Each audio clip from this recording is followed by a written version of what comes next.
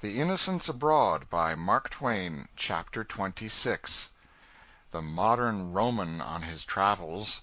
The Grandeur of St. Peter's. Holy Relics. Grand View from the Dome. The Holy Inquisition. Interesting Old Monkish Frauds. The Ruined Colosseum. The Colosseum in the Days of its Prime. Ancient Playbill of a Colosseum Performance. A Roman Newspaper Criticism 1700 years old. What is it that confers the noblest delight? What is that which swells a man's breast with pride above that which any other experience can bring to him? Discovery. To know that you are walking where none others have walked, that you are beholding what human eye has not seen before, that you are breathing a virgin atmosphere. To give birth to an idea, to discover a great thought, an intellectual nugget right under the dust of a field that many a brain plow had gone over before, to find a new planet, to invent a new hinge, to find the way to make the lightnings carry your messages, to be the first, that is the idea. To do something, say something, see something, before anybody else, these are the things that confer a pleasure compared with which other pleasures are tame and commonplace, other ecstasies cheap and trivial. Morse, with his first message, brought by his servant, the lightning. Fulton, in that long-drawn century of suspense, when he placed his hand upon the throttle valve, and lo, the steamboat moved.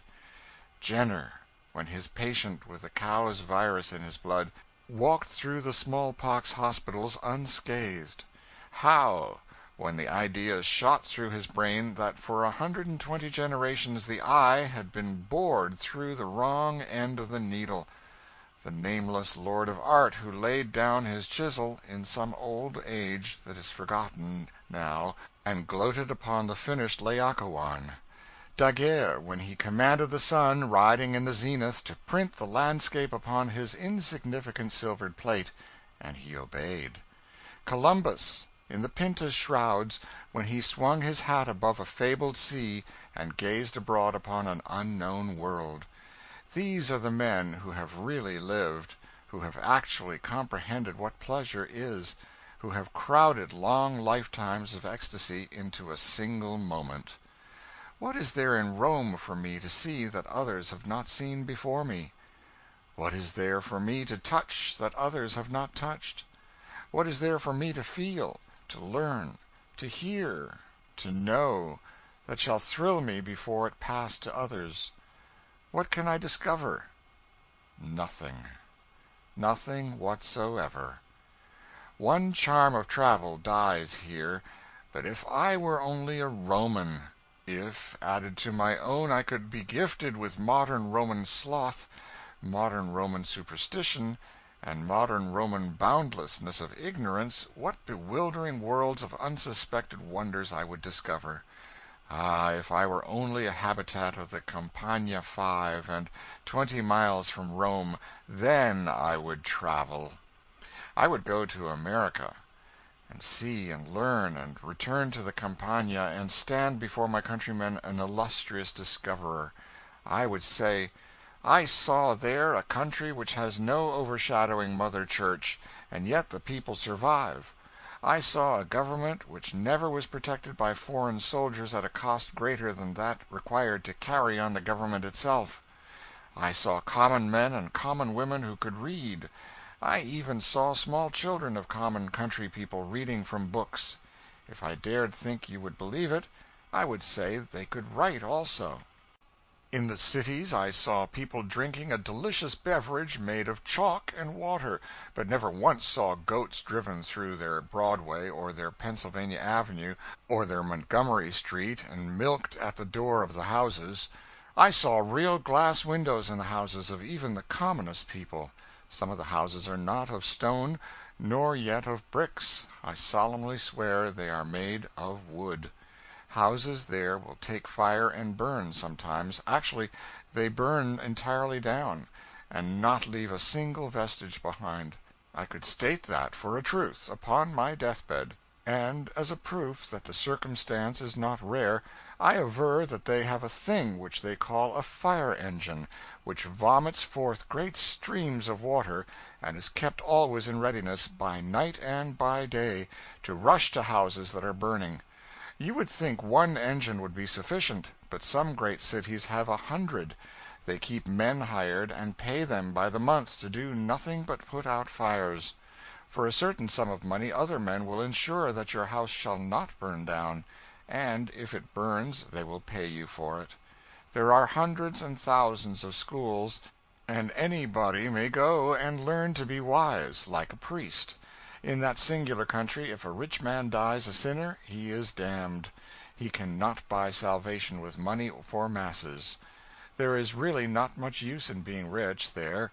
Not much use as far as the other world is concerned, but much, very much use as concerns this.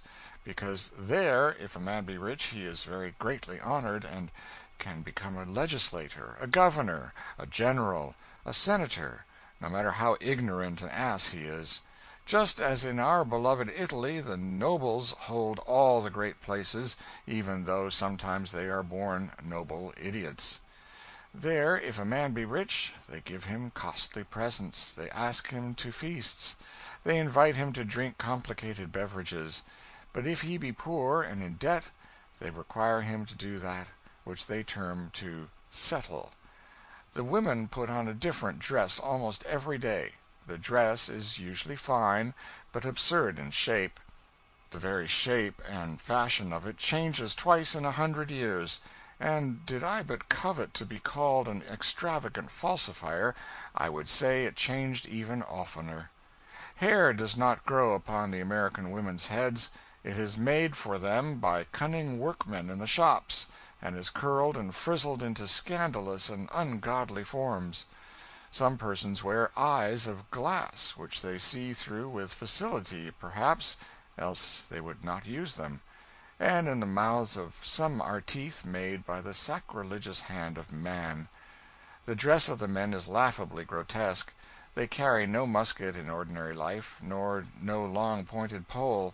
They wear no wide green-lined cloak. They wear no peaked black felt hat, no leathern gaiters reaching to the knee, no goatskin breeches with the hair side out, no hobnailed shoes, no prodigious spurs. They wear a conical hat termed a nail-cag, a coat of saddest black, a shirt which shows dirt so easily that it has to be changed every month, and is very troublesome.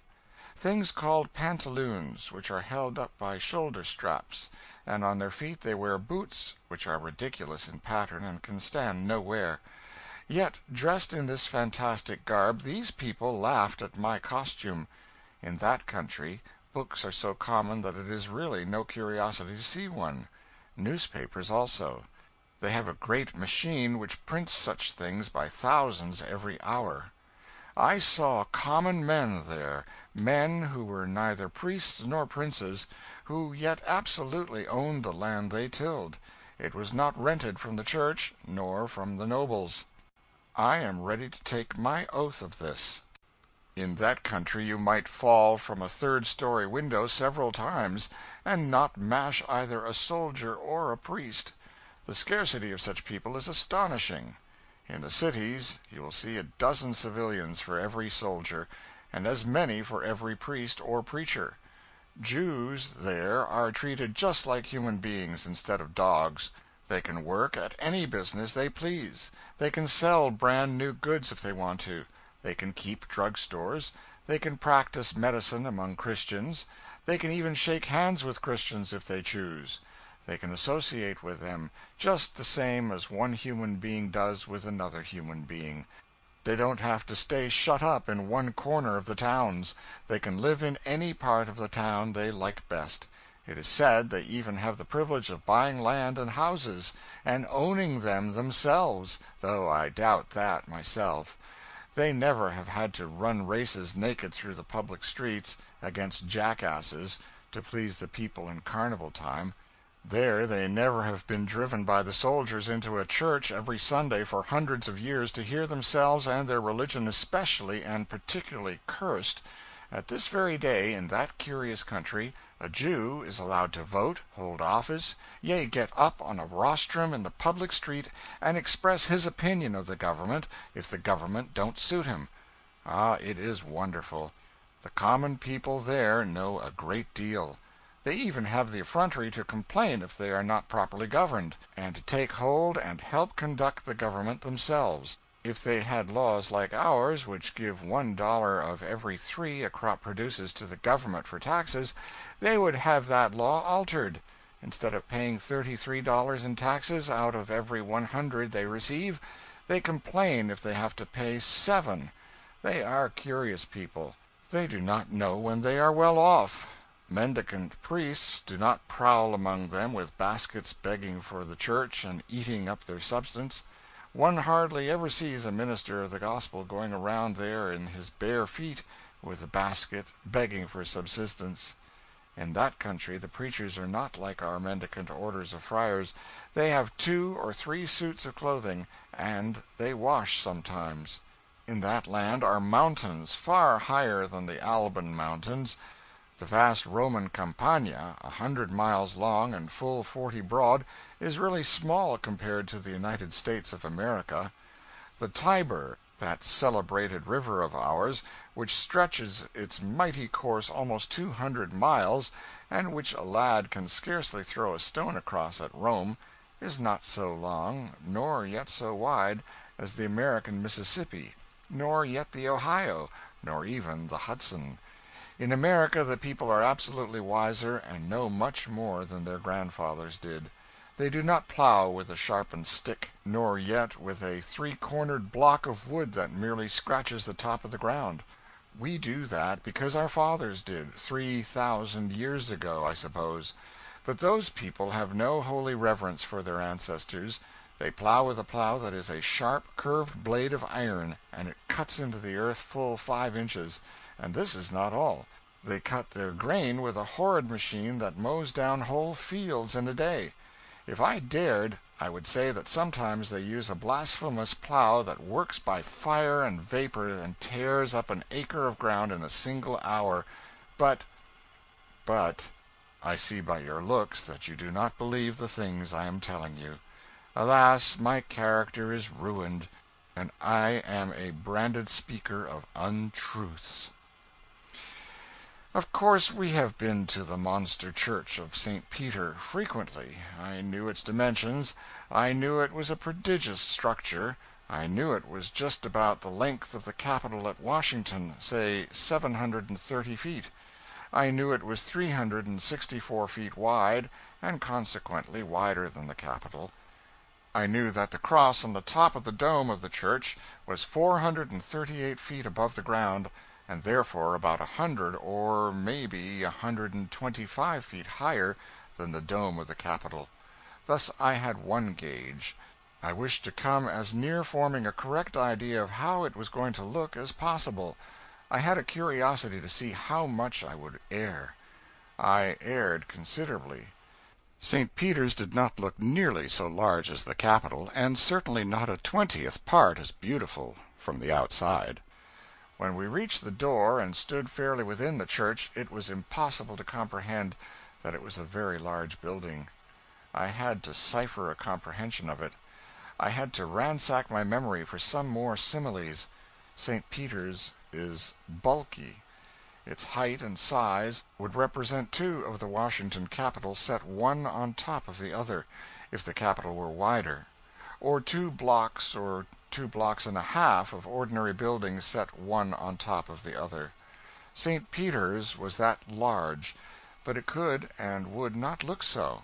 The trouble was that everything in it and about it was on such a scale of uniform vastness that there were no contrasts to judge by, none but the people, and I had not noticed them. They were insects. The statues of children holding vases of holy water were immense, according to the tables of figures, but so was everything else around them.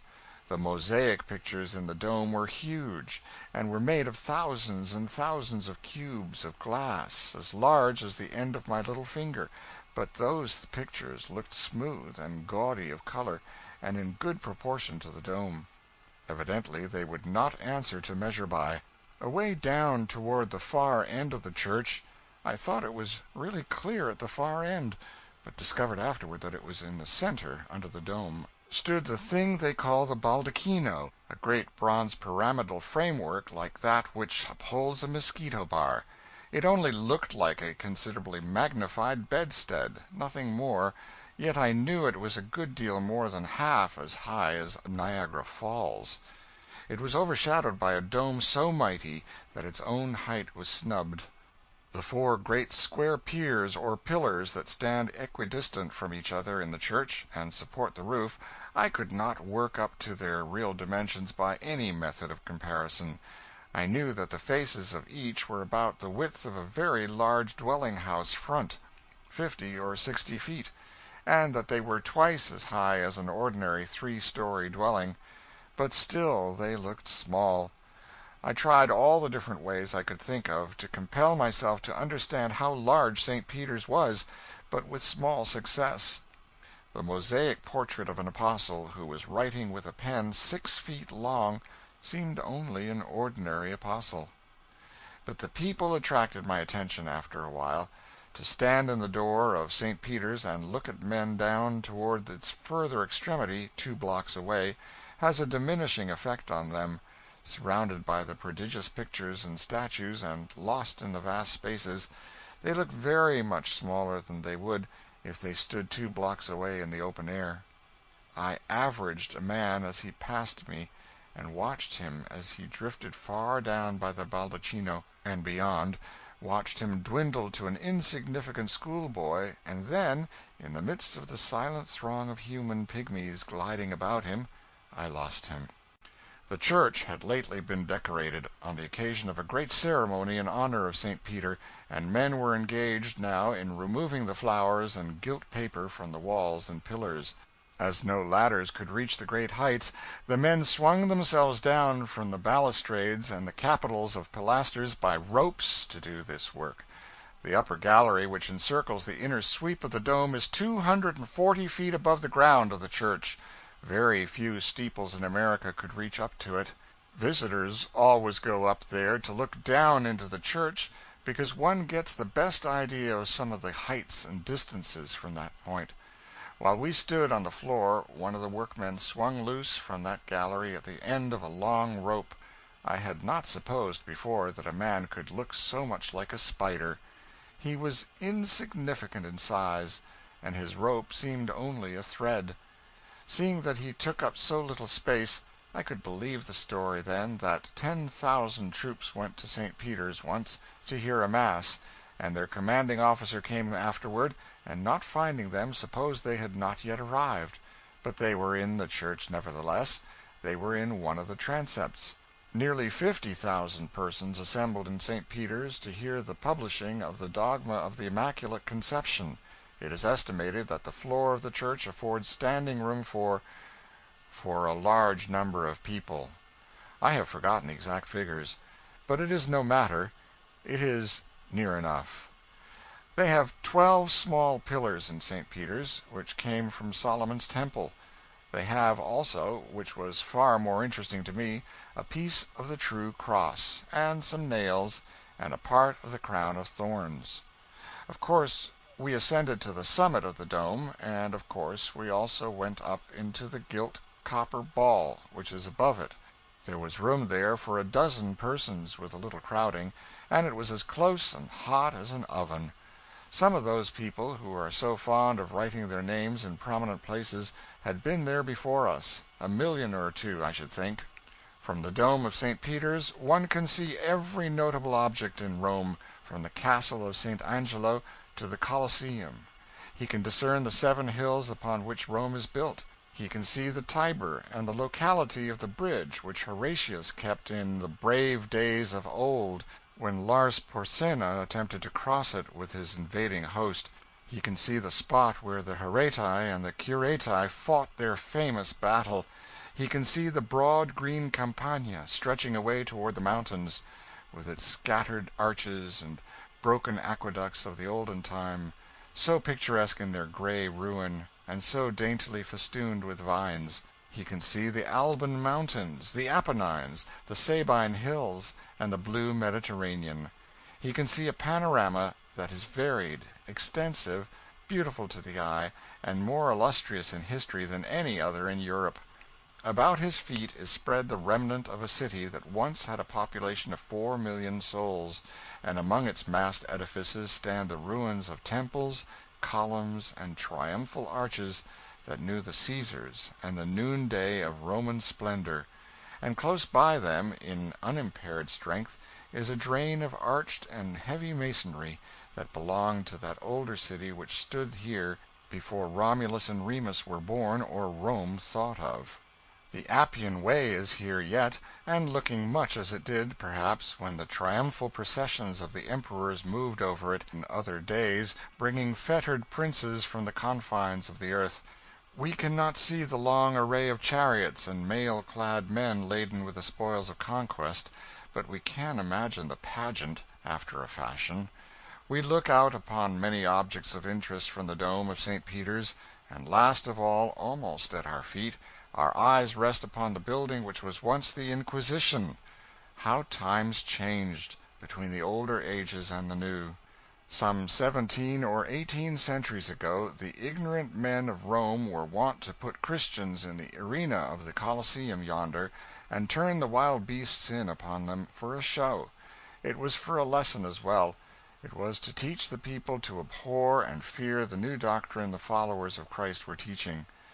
The beasts tore the victims limb from limb and made poor mangled corpses of them in the twinkling of an eye. But when the Christians came into power, when the Holy Mother Church became mistress of the barbarians, she taught them the error of their ways by no such means. No, she put them in this pleasant Inquisition and pointed to the blessed Redeemer, who was so gentle and so merciful toward all men, and they urged the barbarians to love him. And they did all they could to persuade them to love and honor him, first by twisting their thumbs out of joint with a screw, then by snipping their flesh with pincers, red-hot ones, because they were the most comfortable in cold weather, then by skinning them alive a little, and finally by roasting them in public. They always convinced those barbarians the true religion, properly administered, as the good Mother Church used to administer it, is very, very soothing. It is wonderfully persuasive also. There is a great difference between feeding parties to wild beasts and stirring up their finer feelings in an Inquisition. One is the system of degraded barbarians, the other of enlightened, civilized people. It is a great pity the playful Inquisition is no more. I prefer not to describe St. Peter's. It has been done before. The ashes of Peter, the disciple of the Savior, repose in a crypt under the Baldacchino. We stood reverently in that place. So did we also in the Mamertine prison, where he was confined, where he converted the soldiers, and where tradition says he caused a spring of water to flow in order that he might baptize them. But when they showed us the print of St. Peter's face in the hard stone of the prison wall, and said he made that by falling up against it, we doubted. And when also the monk at the church of St. Sebastian showed us a paving stone with 2 great footprints in it, and said that Peter's feet made those, we lacked confidence again. Such things do not impress one. The monk said that angels came and liberated Peter from prison by night, and he started away from Rome by the Appian Way. The Savior met him and told him to go back, which he did. Peter left those footprints in the stone upon which he stood at the time. It was not stated how it was ever discovered whose footprints they were, seeing the interview occurred secretly and at night. The print of the face in the prison was that of a man of common size. The footprints were those of a man 10 or 12 feet high. The discrepancy confirmed our unbelief. We necessarily visited the Forum, where Caesar was assassinated, and also the Tarpeian Rock. We saw the dying gladiator at the Capitol, and I think that even we appreciated that wonder of art. as much, perhaps, as we did that fearful story wrought in marble in the Vatican, the Laocoon, and then the Colosseum. Everybody knows the picture of the Colosseum. Everybody recognizes at once that looped and windowed bandbox with a side bitten out. Being rather isolated, it shows to better advantage than any of the other monuments of ancient Rome. Even the beautiful Pantheon, whose pagan altars uphold the cross now, and whose Venus, tricked out in consecrated gimcracks, does reluctant duty as a Virgin Mary today, is built about with shabby houses, and its stateliness sadly marred. But the monarch of all European ruins, the Colosseum, maintains that reserve and that royal seclusion which is proper to majesty. Weeds and flowers spring from its massy arches and its circling seats, and vines hang their fringes from its lofty walls. An impressive silence broods over the monstrous structure where such multitudes of men and women were wont to assemble in other days. The butterflies have taken the places of the queens of fashion and beauty of 18 centuries ago, and the lizards sun themselves in the sacred seat of the emperor. More vividly than all the written histories, the Colosseum tells the story of Rome's grandeur and Rome's decay. It is the worthiest type of both that exists. Moving about the Rome of today, we might find it hard to believe in her old magnificence and her millions of population, but with this stubborn evidence before us that she was obliged to have a theater with sitting room for 80,000 persons and standing room for 20,000 more, to accommodate such of her citizens as required amusement, we find belief less difficult. The Colosseum is over 1,600 feet long, 750 wide, and 165 high. Its shape is oval. In America we make convicts useful at the same time that we punish them for their crimes. We farm them out and compel them to earn money for the state by making barrels and building roads. Thus we combine business with retribution, and all things are lovely. But in ancient Rome they combined religious duty with pleasure. Since it was necessary that the new sect called Christians should be exterminated, the people judged it wise to make this work profitable to the state at the same time, and entertaining to the public. In addition to the gladiatorial combats and other shows, they sometimes threw members of the hated sect into the arena of the Colosseum and turned wild beasts in upon them. It is estimated that 70,000 Christians suffered martyrdom in this place. This has made the Colosseum holy ground in the eyes of the followers of the Savior, and well it might, for if the chain that bound a saint, and the footprints a saint has left upon a stone he chanced to stand upon, be holy, surely the spot where a man gave up his life for his faith is holy. 17 or 18 centuries ago this Colosseum was the theater of Rome, and Rome was mistress of the world. Splendid pageants were exhibited here, in presence of the emperor, the great ministers of state, the nobles, and vast audiences of citizens of smaller consequence.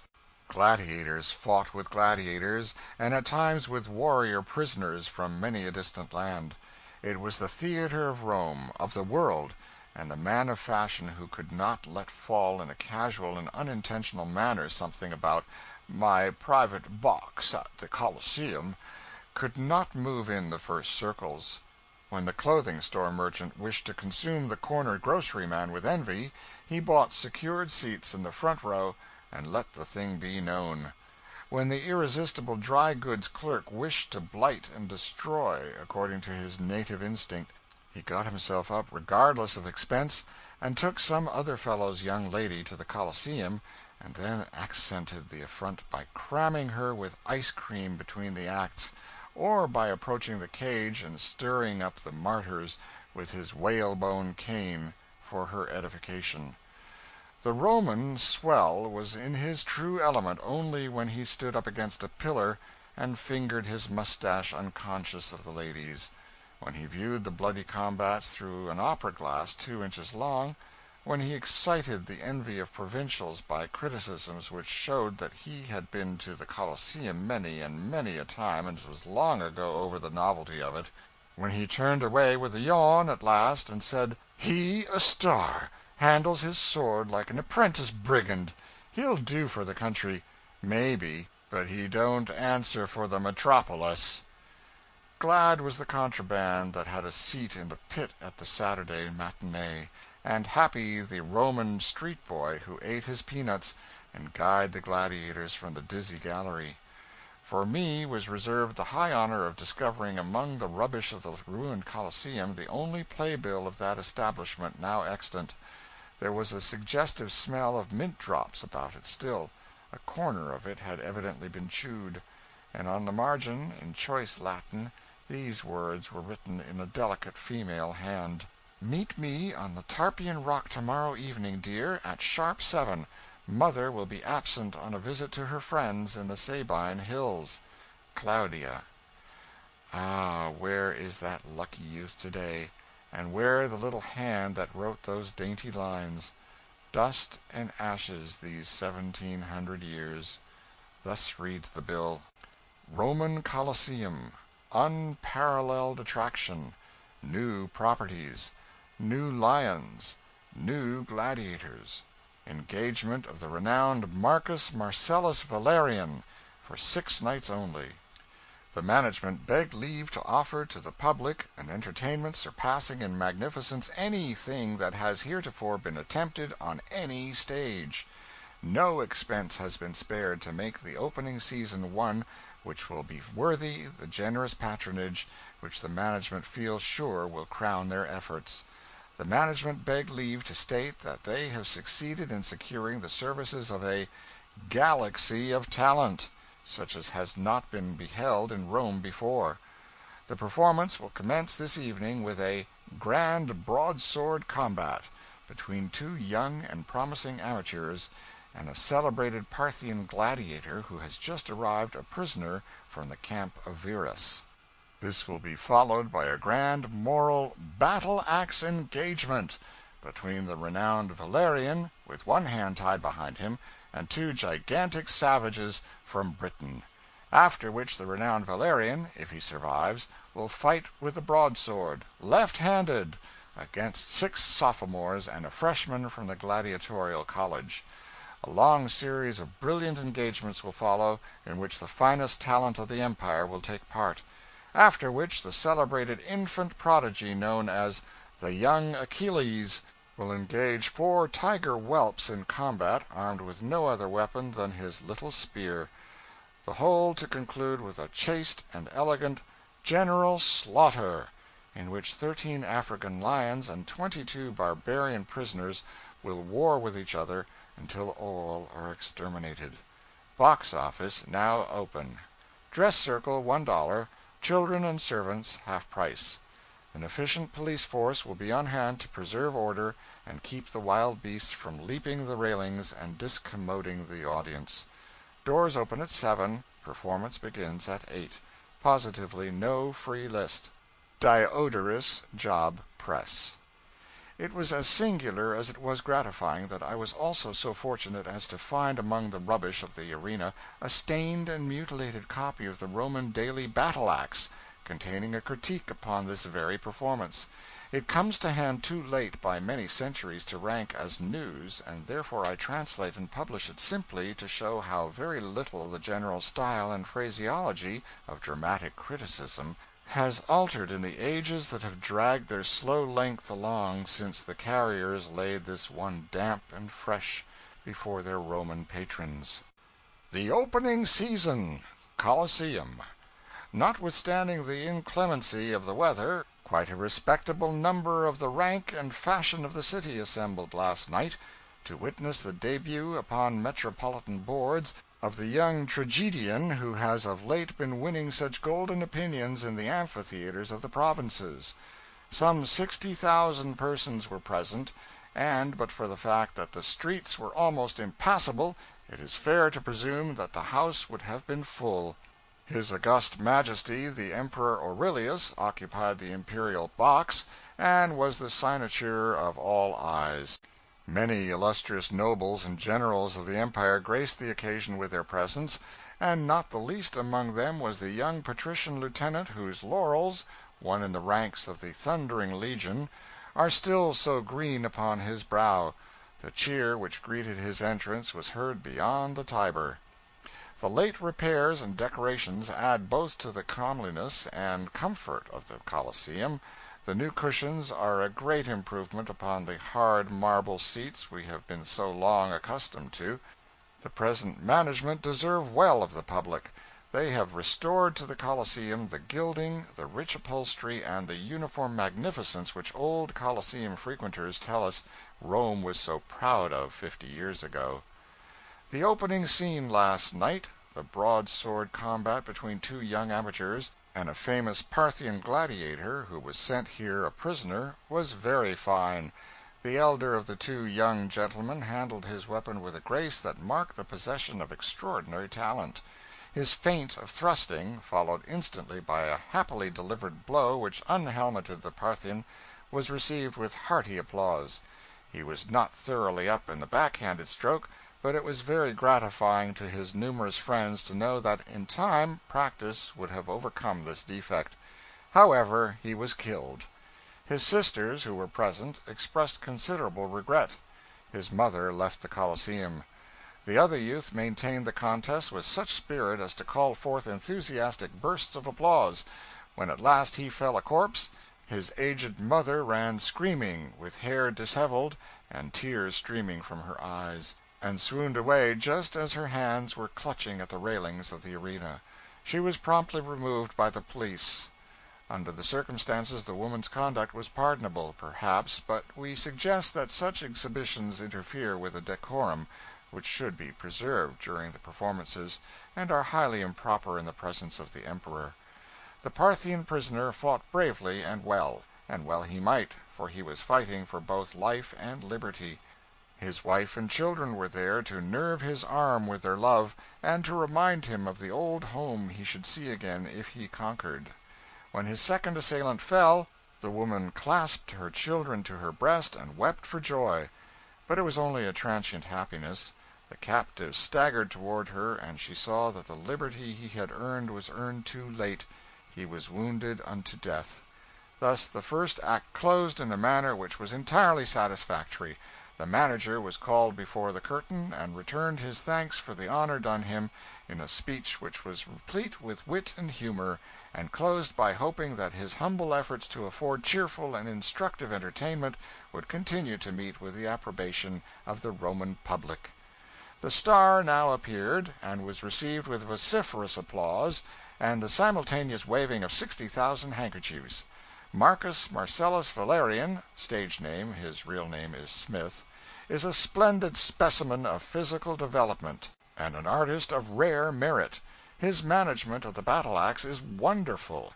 His gaiety and his playfulness are irresistible in his comic parts, and yet they are inferior to his sublime conception in the grave realm of tragedy. When his axe was describing fiery circles about the heads of the bewildered barbarians, in exact time with his springing body and his prancing legs, the audience gave way to uncontrollable bursts of laughter. But when the back of his weapon broke the skull of one, and almost in the same instant its edge clove the other's body in twain, the howl of enthusiastic applause that shook the building was the acknowledgment of a critical assemblage that he was a master of the noblest department of his profession. He has a fault, and we are sorry to even intimate that he has. It is that of glancing at the audience, in the midst of the most exciting moments of the performance, as if seeking admiration. The pausing in a fight to bow when bouquets are thrown to him is also in bad taste. In the great left-handed combat he appeared to be looking at the audience half the time, instead of carving his adversaries. And when he had slain all the sophomores and was dallying with the freshmen, he stooped and snatched a bouquet as it fell, and offered it to his adversary at a time when a blow was descending which promised favorably to be his death warrant. Such levity is proper enough in the provinces, we make no doubt, but it ill suits the dignity of the metropolis. We trust our young friend will take these remarks in good part, for we mean them solely for his benefit. All who know us are aware that although we are at times justly severe upon tigers and martyrs, we never intentionally offend gladiators. The infant prodigy performed wonders. He overcame his 4 tiger whelps with ease, and with no other hurt than the loss of a portion of his scalp. The general slaughter was rendered with a faithfulness to details which reflects the highest credit upon the late participants in it. Upon the whole, last night's performance shed honor not only upon the management, but upon the city that encourages and sustains such wholesome and instructive entertainments. We would simply suggest that the practice of vulgar young boys in the gallery of shying peanuts and paper pellets at the tigers, and saying "Hi-yi!" and manifesting approbation or dissatisfaction by such observations as "Bully for the lion!" and "Go it, Gladdy!" "Boots!" "Speech!" "Take a walk round the block!" and so on, are extremely reprehensible, and the Emperor is present, and ought to be stopped by the police. Several times last night, when the supernumeraries entered the arena to drag out the bodies, the young ruffians in the gallery shouted, "Soup! Soup!" and also, "Oh, what a coat!" and "Why don't you pad them shanks?" and made use of various other remarks expressive of derision. These things are very annoying to the audience. A matinee for the little folks is promised for this afternoon, on which occasion several martyrs will be eaten by the tigers. The regular performance will continue every night till further notice. Material change of program every evening. Benefit of Valerian, Tuesday, 29th, if he lives. I have been a dramatic critic myself in my time, and I was often surprised to notice how much more I knew about Hamlet than Forrest did, and it gratifies me to observe now how much better my brethren of ancient times knew how a broadsword battle ought to be fought than the gladiators. End of chapter 26.